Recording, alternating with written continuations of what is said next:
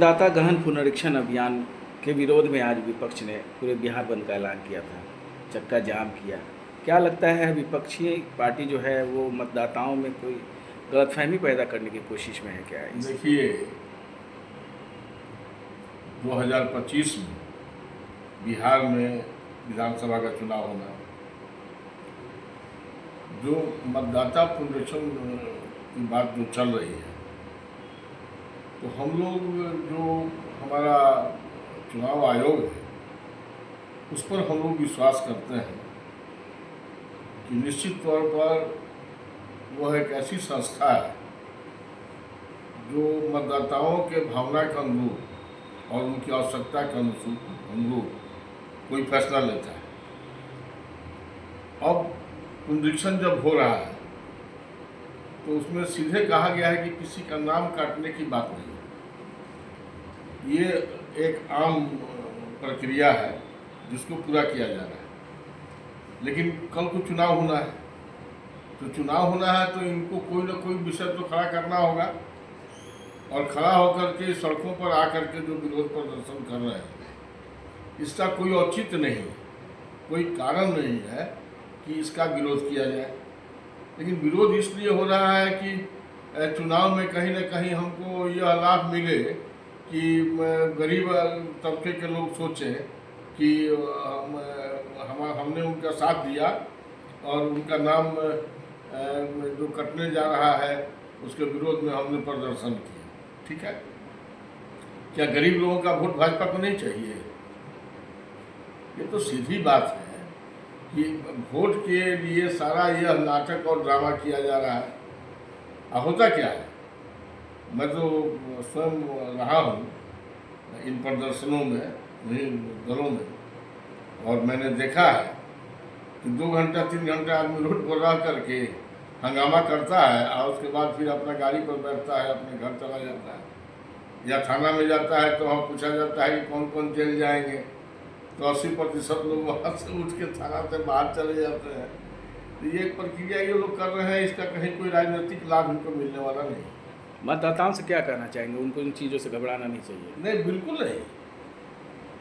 हमारे देश में आज स्थिति ऐसी बनी हुई है, जो हमारे बगल के कुछ पड़ोसी देश हैं वो हर तरह से हमको और हमारे देश को कहीं ना कहीं संकट में डालने का प्रयास करते रहते हैं। तो हम जो यह पुनरीक्षण करा रहे हैं इससे आम मतदाता को क्या हानि होनी है? जो हमारे देश के नागरिक हैं, जो यहाँ के रहने वाले हैं, किसी जाति के हों, किसी धर्म के हों, वो अपना रिक्वायर्ड पेपर दिखा देंगे, इसके बाद हम कहीं कोई उसमें ऐसी परेशानी नहीं होगी।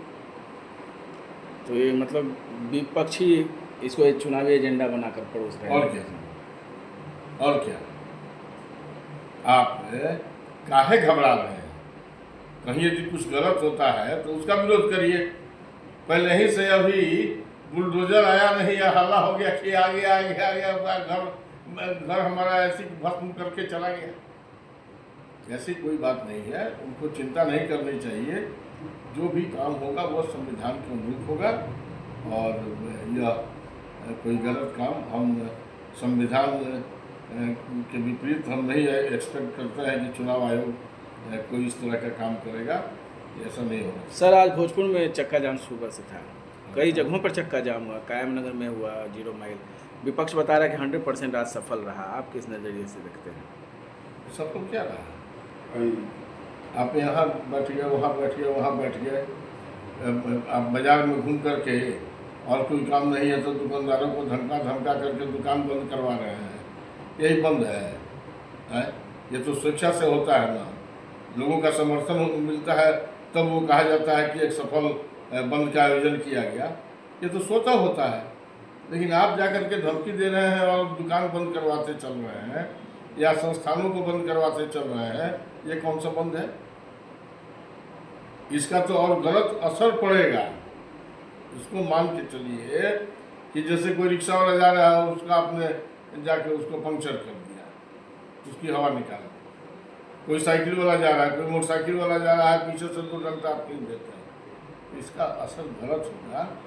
और मैं समझ रहा हूँ कि जो आज ये लोग कर रहे हैं तो इसका राजनीतिक फायदा उनको नहीं होगा, लेकिन हम लोगों को निश्चित तौर पर हो जाएगा, ये हम लोगों को विश्वास है।